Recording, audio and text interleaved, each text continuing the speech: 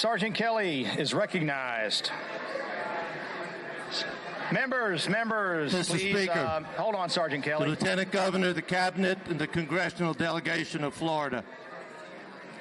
Let the Lieutenant Governor, the Cabinet, and the Congressional Delegation be received.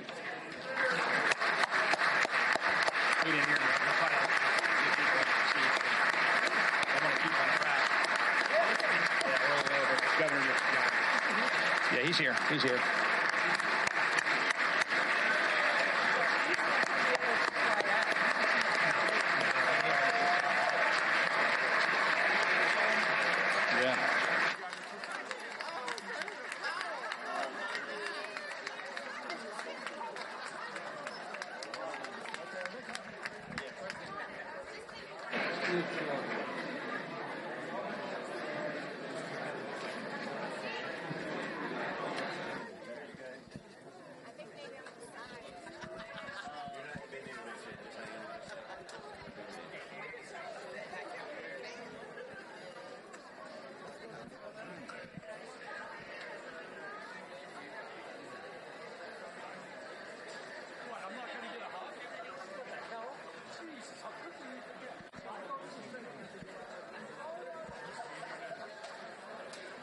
You were entered.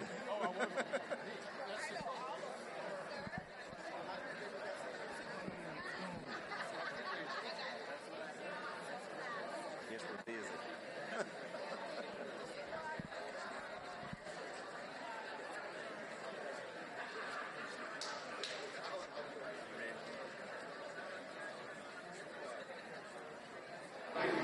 Sergeant Hosford, you're recognized. Mr. Speaker, the Supreme Court of Florida. Members, let the Supreme Court be received.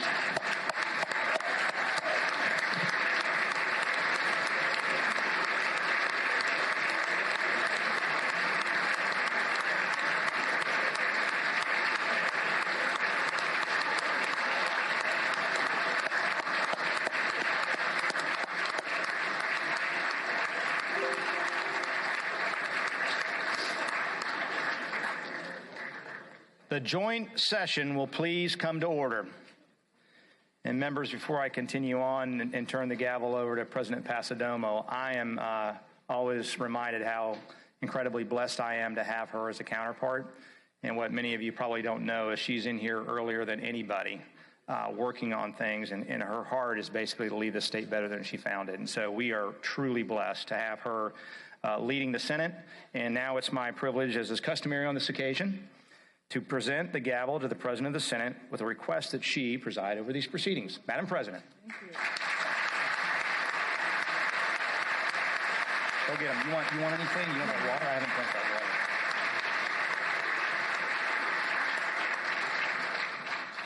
water.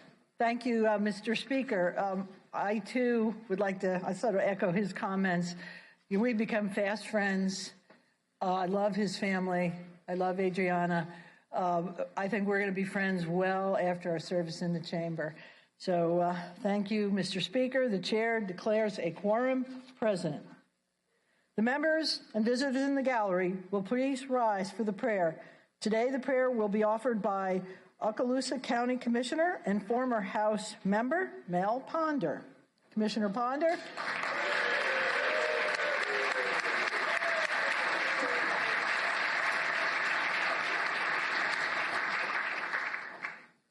Good morning, everybody. Madam President, Mr. Speaker, thank you for your leadership, your friendship, and allowing me to be a fan of this journey. Let's pray. Good morning, Lord. What a great honor it is to welcome your presence, seeking first your kingdom and your righteousness before we begin this session. May the floodplains of these chambers brim over with your glory. Now, Lord, bless these great leaders here today. They are all points of light. Help them to see themselves the way you do. For each life has a calling, tells a story, and has purpose. By your hand, may their actions offer stability for today and hope for tomorrow. Lord, we thank you for Governor DeSantis, First Lady, our cabinet, for House Speaker Renner, a man after your own heart, Senate President Pasadomo, one called for such a time as this. our Supreme Court, this full House and Senate. Bless their homes and fill their joy. May they not lack any good thing this season. May they receive wisdom and blueprints from heaven, understanding and discernment by your Spirit. Protect their communities back home. Those picking up the pieces this morning in the Panhandle. Lead them by your presence, Lord. For even as Moses declared, if your presence does not go with us, we don't want to go. Lord, crown them, this state and this year with your goodness. Later, looking back, may we see even the hard paths overflowing with your abundance. Help us, Lord, to honor the significance in others, breathing in these moments, by word and deed, pointing others towards you, the one who changes it all. Remind us today to be faithful ambassadors of your call, demonstrating love, honor, blessing, and unity. Bless our first responders and military, Lord, and all called into harm's way. Now arise and shine, Florida legislature, for the light has come, and the glory of the Lord is risen upon you. Florida is called. So be the orchestra conductors to bring in its sound, so that those who live here, work here, and visit here graft into the rhythm the Lord is releasing here this season. Each of you are a significant part of this revival. Thank you for raising your hand, saying, here I am, Lord, send me. Now may your kingdom come, your will be done right here today, in and through these amazing world changers. When others later ask, what did this session mean? May they see your victories recorded, evidenced by your goodness, with longings fulfilled, becoming the trees of life. We love you, Lord. Help us to taste and see that you are good. But we ask all this in your amazing and unmatchless name. And everybody said, amen. Amen.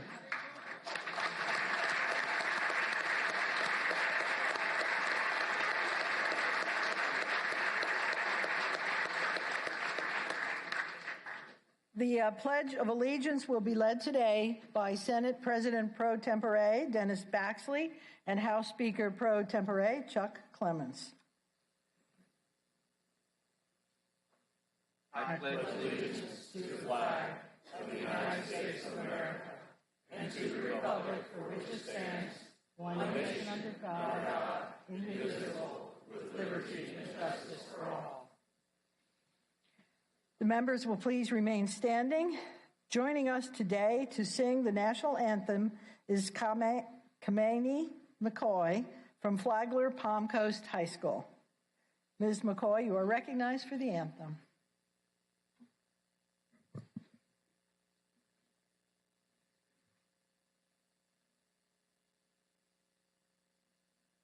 Oh, say, can you see by the dawn's early light what so proudly we hailed at the twilight's last gleaming, whose broad stripes and bright stars through the perilous fight o'er the ramparts we watched were so gallantly streaming, and the rocket's red glow, the bombs bursting in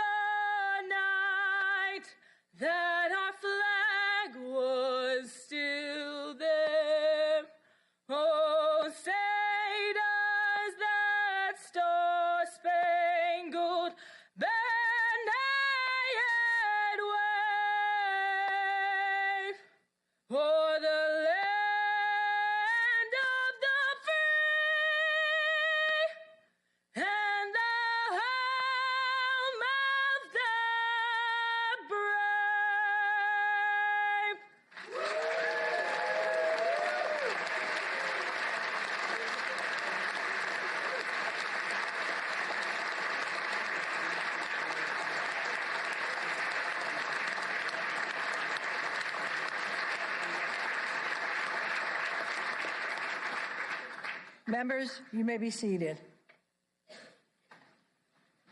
For what purpose does Leader Grant rise? To make a motion, Madam President. You're recognized.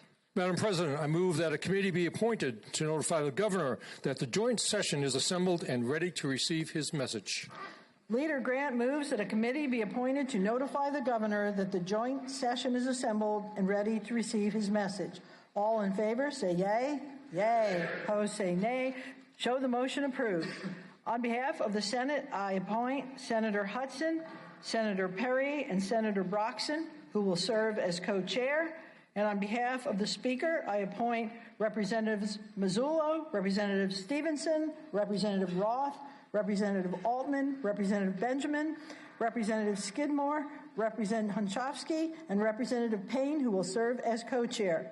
The committee is excused to perform its assignment.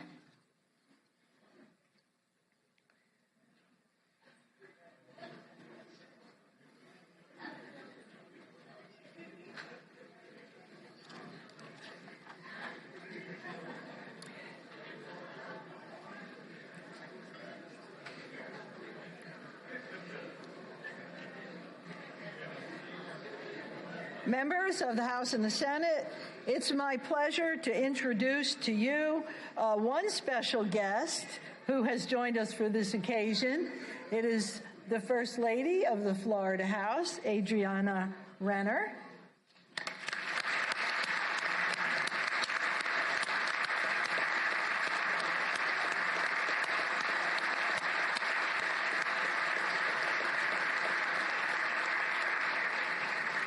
Unfortunately, the first gentleman of the Florida Senate is not able to be with us. He's stuck in Naples. There's some kind of weather out there.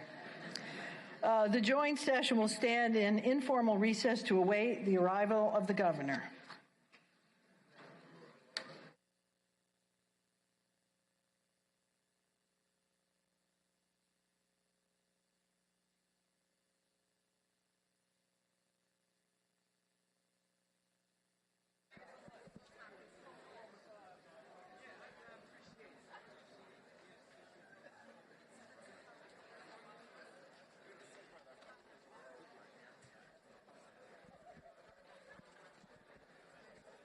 Members of the House and the Senate, members,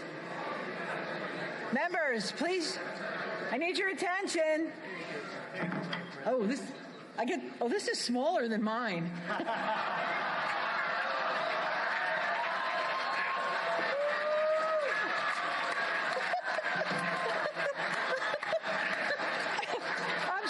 sorry. I didn't mean it like that. Sergeant Hosford, you're recognized. Madam President, the Governor of Florida. Let the governor be received.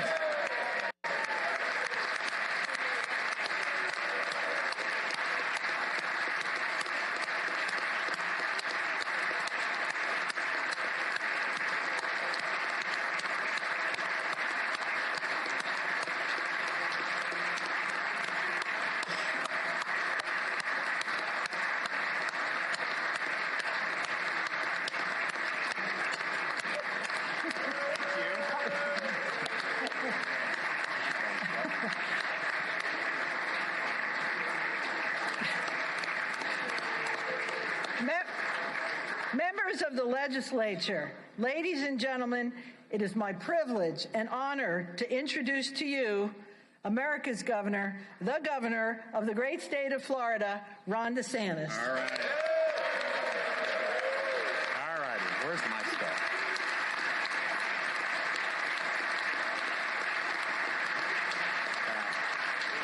Thank you. Thank you so much. Great to see you all. You all seem a little restless to start the year.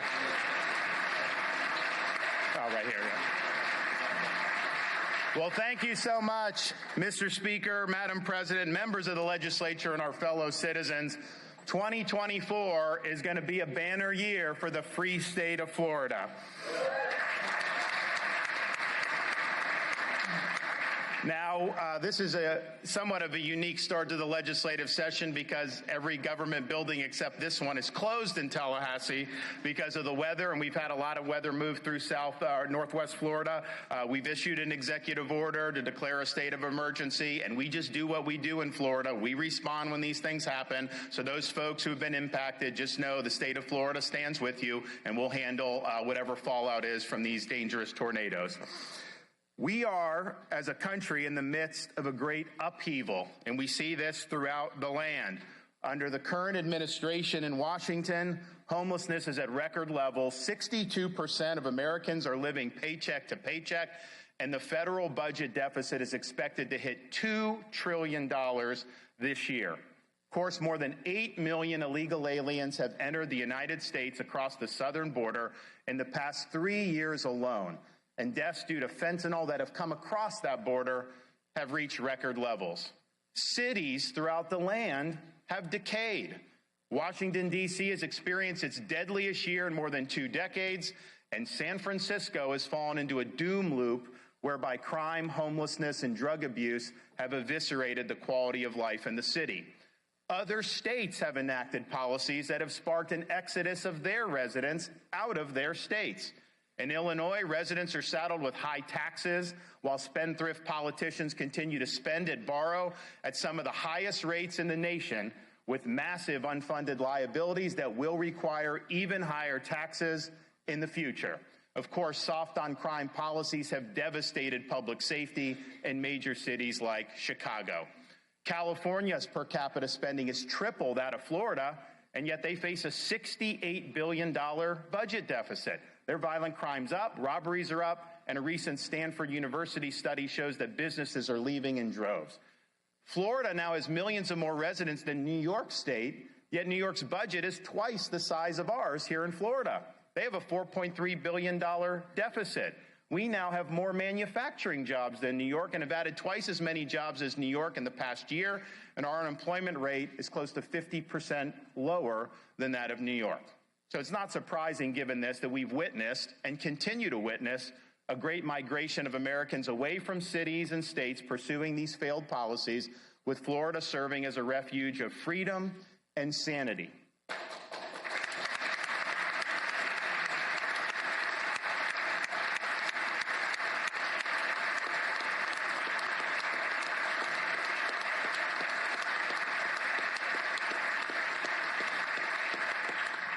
These failures are not the result of chance. They are the result of choices made by elected officials to put ideology over sound policy. In this time for choosing, the state of Florida has chosen well. We have chosen facts over fear. We have chosen education over indoctrination. We have chosen law and order over rioting and disorder. We have chosen fiscal responsibility over debt and profligacy. Our choices have produced results that are second to none in this country.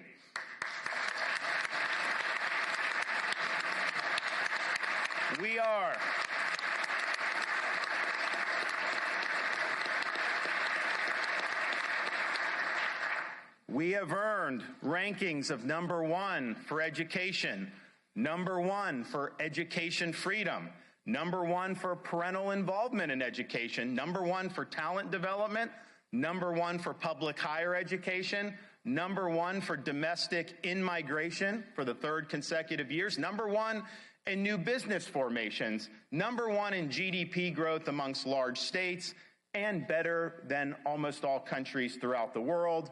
We are #1 for entrepreneurship, and we have set the standard for limited government. Florida has the fewest state employees per capita and the lowest state government costs per capita in the entire United States. Our crime rate is at a 50-year low, and we have the lowest unemployment rate of all large states.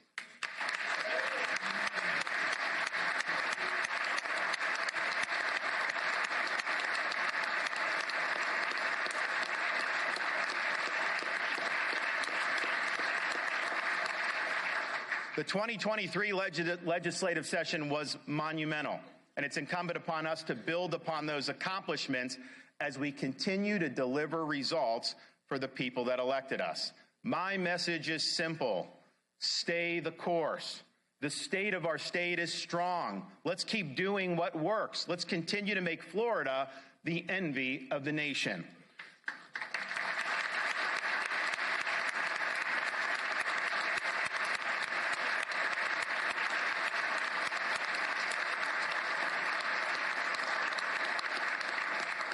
Florida is the education state.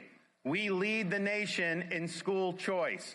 Last legislative session, under the leadership of Speaker Renner, we enacted the largest expansion of school choice in all of American history. Florida has close to 1.5 million students enrolled full-time in various choice programs, from private scholarships to charter schools to choice options within individual school districts. Through these programs, we have delivered for people like Hera Varma, who is here with us today. Please stand. Hera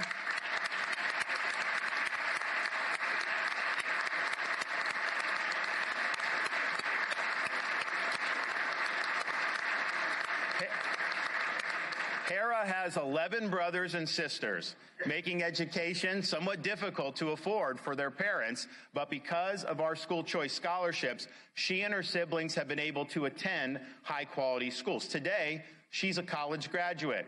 Her 3 older brothers are college graduates. 2 of her younger sisters are in college, and the rest are on track to follow in her footsteps. As she likes to say in her own words, quote, "When people say that school choice doesn't work, I simply show them my family." Thank you. Great job.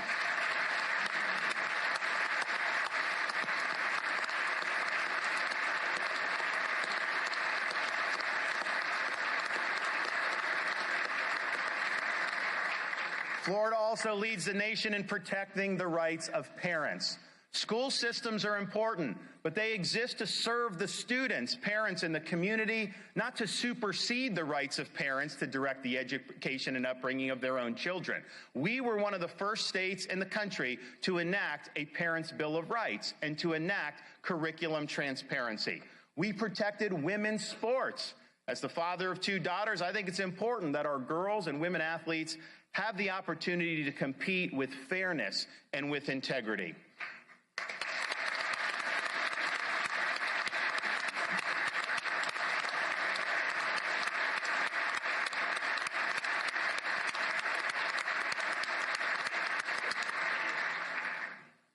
Thanks to the legislature, we have protected our children from indoctrination and sexualization of the curriculum.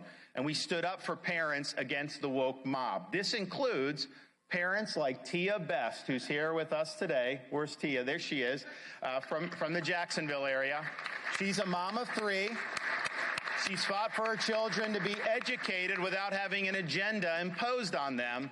And Tia is proof that what parents in this state want is exactly what we've done. We must always protect the innocence of our children. Let kids be kids. Thank you.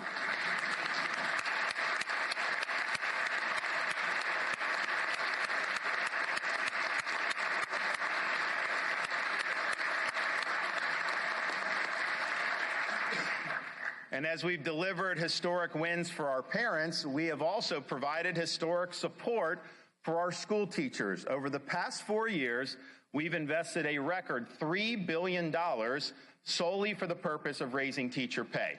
My budget proposal for this year includes another $1.25 billion for even more pay increases. And these initiatives are important because they help us recruit and retain great teachers, including who's with us here today, our Teacher of the Year, Adriana Swearigan.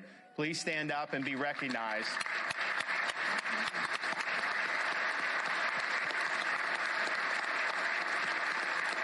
Job well done.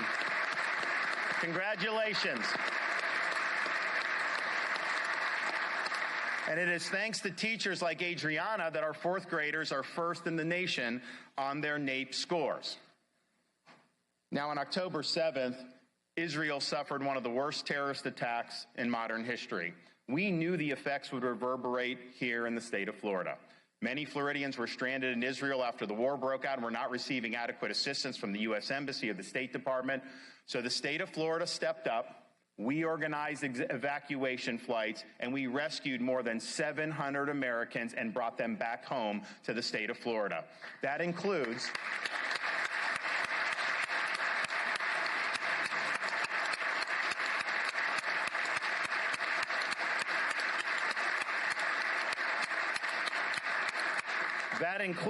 Allison Zur, her husband, and 2 children that were on one of the flights that we brought back from Israel. They are here joining us today. They were able to come back safe and sound, and we're glad we were able to help you get back home.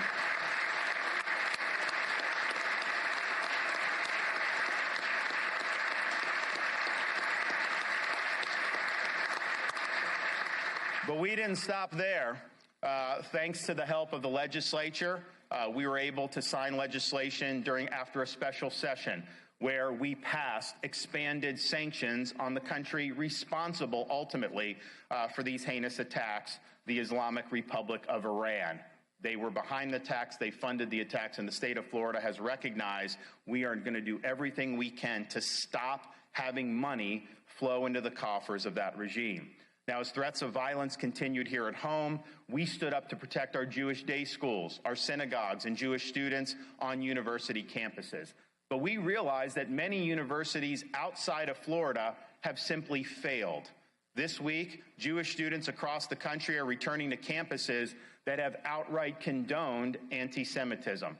Over the coming months, they'll have a tough decision to make. Do they pack up and leave, or do they stay and continue to endure a hostile environment? And if they do decide to come to Florida, I can tell you this, we will welcome them with open arms. This includes waiving minimum credit hour requirements for transfers, waiving application deadlines for transfers, and encouraging universities and colleges to use their existing statutory authority to provide in-state tuition for students with a financial hardship.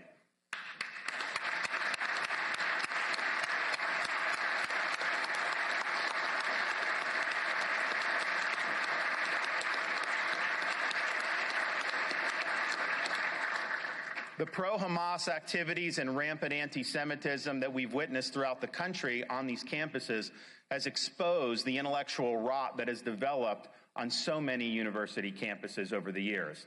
In Florida, our universities must be dedicated to the pursuit of truth, the promotion of academic rigor and integrity, and the preparation of students to be citizens of our republic. We reject the modern trend of universities that subordinate high academic standards in favor of promoting an ideological agenda.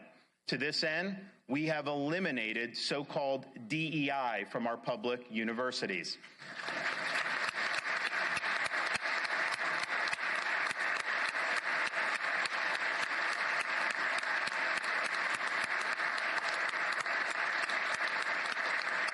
DEI is a highly ideological agenda. In practice, it stands for discrimination, exclusion, and indoctrination, and that has no place in our public institutions and universities.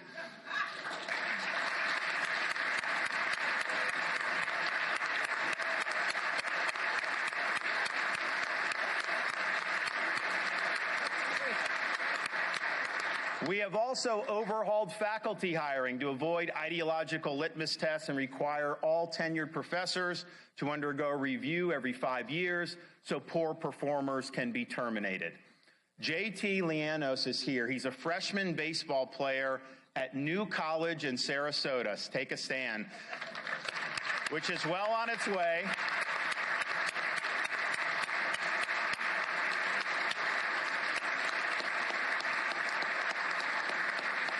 New College is on its way to being the premier classical public liberal arts college in America. The reforms instituted by the New College Board of Trustees and by President Richard Corcoran have transformed the college from an outpost of ideological indoctrination into an institution rooted in truth. Now, we have ensured that higher education in Florida is affordable, freezing tuition for the past decade. Our out-of-state tuition is less than in-state tuition in many states across this country, and we've also supported Bright Future scholarships that make it even more affordable for our top students in Florida to attend school. Now, while higher education is important, A degree from a four-year Brick and Ivy University is not the only path to success, and for many, it is not the best pathway to success. When I took office in 2019, I set the goal to make Florida #1 in workforce education by the year 2030. And with the support of the legislature, we are well on our way. Since 2019, Florida students have earned more than 365,000 rapid credentials. And just last year, more than 235,000 students earned an industry certificate before they graduated high school. We have more than tripled our state's capacity to train truck drivers with CDL licenses, and this year set a record for CDL program completion. And we have now set a record of 229,000 students enrolled in career and technical education at Florida colleges. There is no question that on this trajectory and with your continued support, Florida will soon be #1 in the nation for workforce education.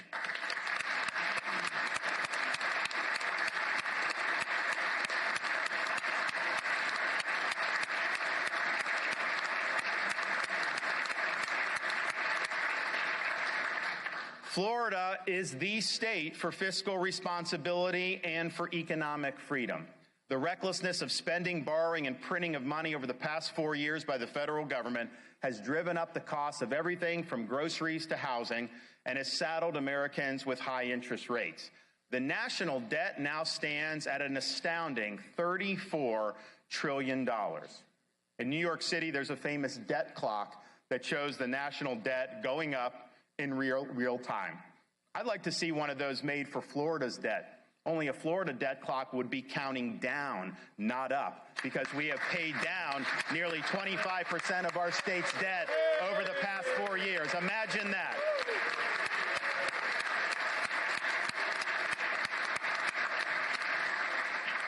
Indeed, if you took the share of the national debt and apportioned that to every individual American, it would be $100,000 a pop that each American would owe. Florida, the average individual Floridian share of our state debt, isn't $100,000. It's $661, the lowest per capita debt in all of these United States. That is the way you do this.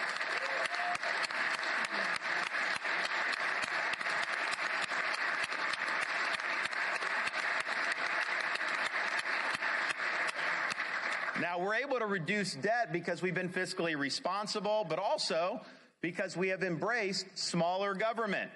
Florida has the lowest number of state employees per capita and the lowest cost per state resident for state government in the entire United States, and yet we deliver services better than most states. In fact, when people move from places like New York, the first thing they tell me is that our roads are better, our services are better, and we know now our schools perform better as well. This year, my budget proposal reduces the budget by $4 billion from the previous year, placing $16.3 billion in reserves and paying down another $455 million in state debt ahead of schedule. We have run budget surpluses and paid down debt while also enacting record-setting tax reductions. And even with these tax savings given to our residents, we have still brought in $1.3 billion in revenue over the projections just since the start of the fiscal year on July 1st. Last year, I asked the legislature to reduce taxes on families as a way to mitigate the effects of the federal government-induced inflation, and you delivered. We have made it tax-free to raise a child in Florida by permanently removing sales taxes on all baby items, cribs, strollers, diapers, wipes, children's clothing, shoes, among other items. We say we're family-friendly. We didn't just talk the talk. We walk the walk, and families are benefiting as a result of what you did in last legislative session.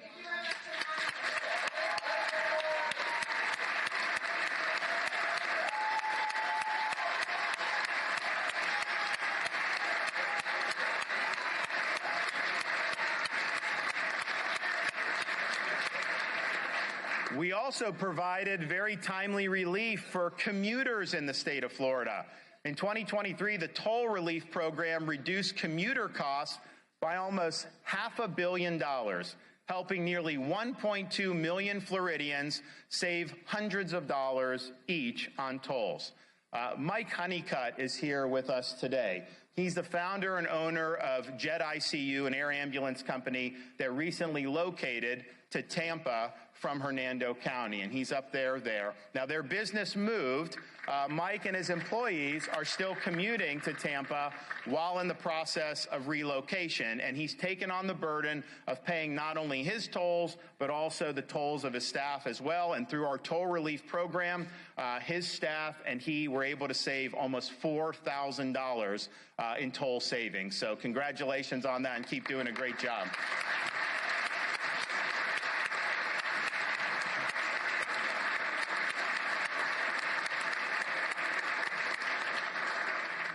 In the governor's budget recommendations, I'm proposing that we return another $1.1 billion to the people through additional tax cuts that will provide even more relief to families, individuals, and retirees that are just trying to get by during these uncertain times. Let's reduce the cost of homeowners insurance through tax relief. Let's continue our record-setting sales tax holidays, and let's provide permanent tax relief for Florida's small business. In D.C., they're failing to get inflation under control. While we cannot control federal monetary or fiscal policy here in the state of Florida, we can take what is already one of the lowest per capita tax burdens in the entire country and make taxes even lower. Now, our low tax burden, AAA credit rating, and great business environment has attracted families, businesses, and retirees alike. But so too has the fact that in Florida, we are proudly the law and order state. Our policies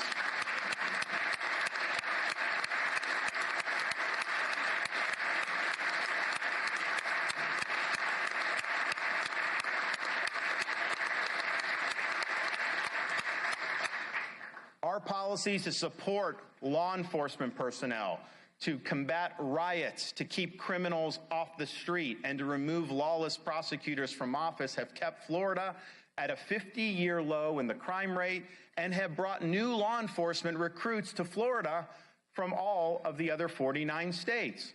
Law enforcement officers like Rachel Richardson, who is here with us today. Now,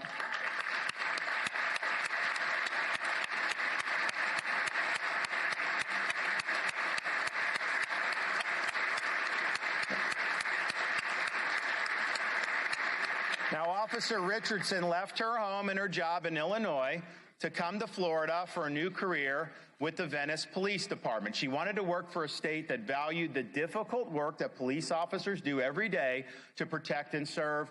Officer Richardson, we welcome you to the great state of Florida. Thank you for your service.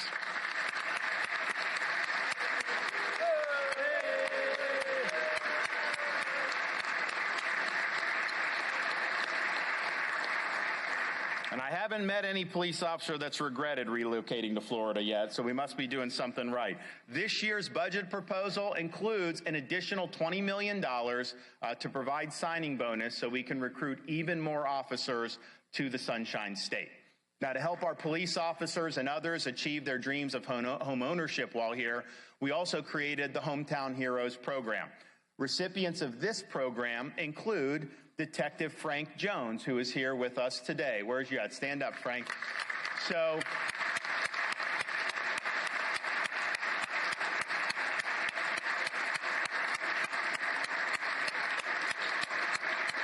in 2020, when you saw a lot of places try to defund the police, Detective Jones moved from Chicago to Collier County to work in a state where he knew his efforts would be respected and supported.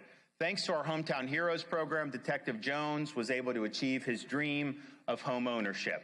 And thanks to the leadership of President Pasadomo through the Live Local Act and record housing funding, countless police officers, as well as other staples of the community like teachers and nurses, will now be able to live in the communities in which they serve. Good job, Senator Pasadomo.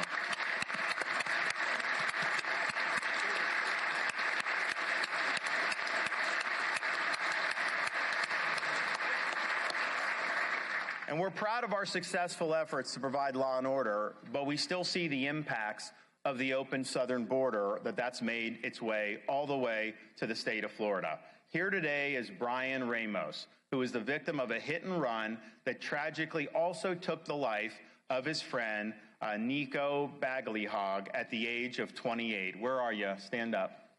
Okay. The driver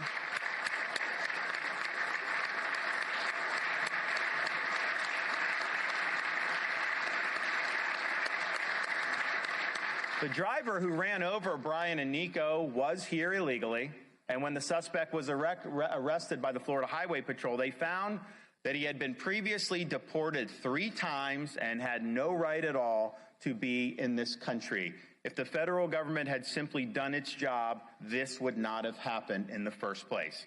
Also here today is Paula Frederick, the mother of Amy Frederick, who was killed by fentanyl at just 25 years old.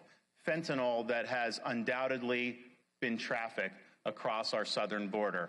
We're sorry for your loss, and unfortunately, this is a loss that's all too common throughout these United States of America. Every community has become a border community.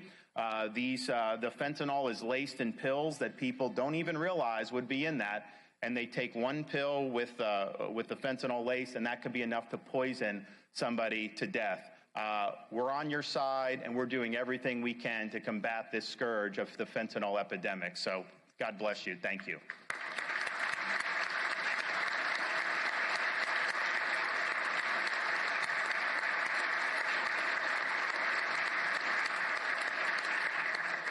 We can't just sit idly by while we continue to see a massive invasion across this country. Federal government's not doing anything to stop this.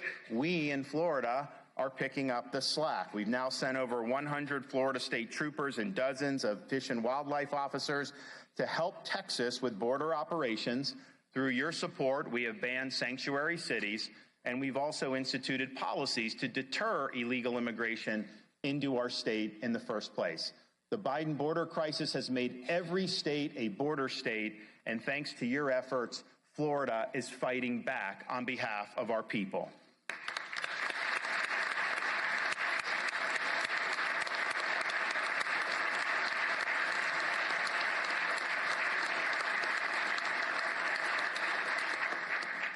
Florida is also the preparation state. Last year, hundreds of Floridians had their homes destroyed or rendered uninhabitable by Hurricane Idalia. We rallied resources to the Big Bend region before, during, and after this powerful Category 3 storm made landfall. In my direction, nearly 30,000 utility linemen were staged for preparation for the storm, and among thousands of first responders and National Guard who prepared to respond, there were members of our newly reformed Florida State Guard that deployed for the first time since 1947. As a result of our preparations, in less than 1 week, 96% of power was restored, a record for such a rural part of the state. We have with us today Citrus County Sheriff Mike Prendergast. If you can stand up and be recognized back there. We stood side by side with the sheriff in the immediate aftermath of the storm, and we'll continue to stand by Citrus County and the Big Bend as the communities rebuild over these next weeks, months, and years. And as the Big Bend recovers from this past year's storm, we still remain focused on the long-term recovery that is still going on in Southwest Florida after Hurricane Ian. While the news cameras have long since left, we are still there to support residents like Rachel Pierce, a Sanibel-based artist whose art gallery was destroyed by the storm. Rachel, thank you for coming here.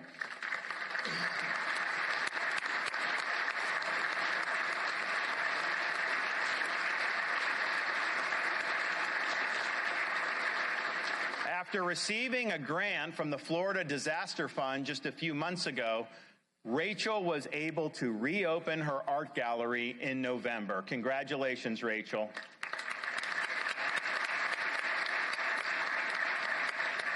Florida is also the conservation state. With your support, we have made good on our promise to leave Florida to God better than we found it. As the fishing capital of the world and home to more than 1,300 miles of world-renowned coastline, Florida's economic success is tied to a healthy environment. Since 2019, we've invested $5 billion to support Everglades restoration and water quality efforts, and I'm calling for another $1.1 billion to continue these great efforts. In much of our state, the great outdoors is a way of life, and we must preserve that way of life for generations to come, which is why I'm calling for $125 million to protect Florida's conservation lands and waterways. While across the nation, activists have attempted to take away our God-given rights to hunt, fish, and enjoy our great outdoors, in Florida, we will continue to honor and protect those important traditions.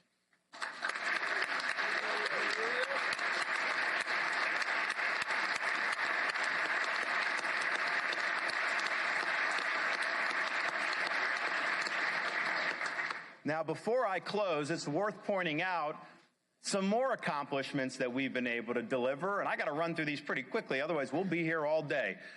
We have protected Floridians against COVID authoritarianism. You have a right to breathe without having someone put a mask on your face, and you can always count on that in the free state of Florida.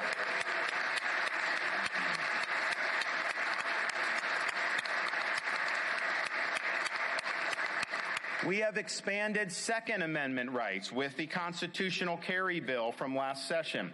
We have kneecapped so-called ESG, environment, social governance. We are not going to let these woke corporations impose radical policies on our citizenry. Together, we worked and passed legislation to protect the sanctity of life. We have banned China from buying land in the state of Florida. No farmland, no land near military bases, nothing.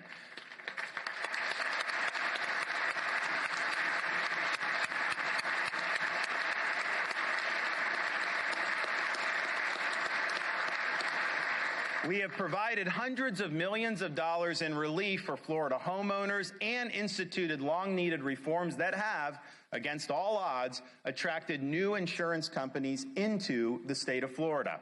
We have enacted a digital Bill of Rights to protect Floridians' online privacy. We passed the best election integrity measures in all of the United States of America. We created a program to accelerate repayment of our state debt. We have protected Floridians against the imposition of a central bank digital currency. We authorized the death penalty for pedophiles.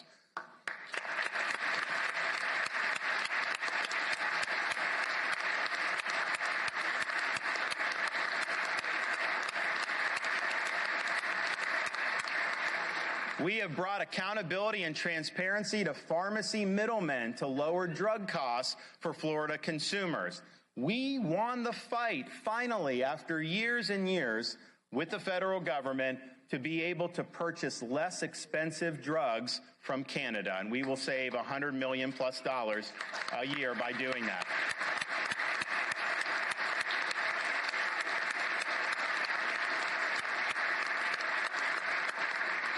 Recognizing that we're a growing state, we passed the Moving Florida Forward initiative to dedicate $4 billion to accelerate road projects so that we can alleviate traffic throughout the state of Florida.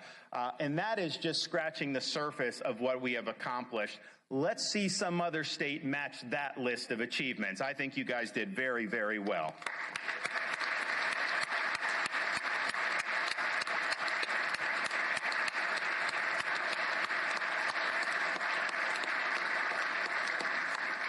Now, just outside of this Capitol building, there sits a replica of the Liberty Bell that rang in what is now known as Independence Hall, where our founding fathers signed the Declaration of Independence and later crafted the U.S. Constitution. On that bell is inscribed a verse from Leviticus: "Proclaim liberty throughout all the land unto all the inhabitants thereof." The replica sits here in Tallahassee, 1,000 miles away from Philadelphia, reminding us of our task to proclaim liberty. Here in the Sunshine State, we've delivered good government that protects liberty and maintains public order. We have won the backing of a populace reflective of the country at large, and we have put forth a blueprint for America's revival that has instilled hope into the hearts of millions that a new birth of freedom can emanate from this land once more. We are the heirs to the spirit of 1776, represented by that Liberty Bell. Over the next 2 months, let's enact policies that focus on Florida's future and that keep faith with our nation's founding ideals. Together, we will keep Florida free and provide hope for a revival of the American spirit throughout these United States. Thank you, God bless you, and best of luck in this legislative session. Thank you so much.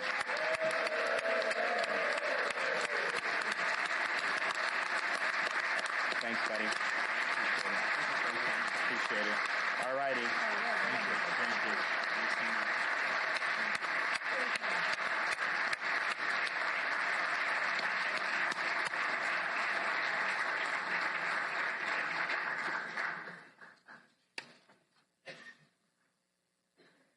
The escort committee will please come forward to the rostrum. Well, I guess he's already left. Well.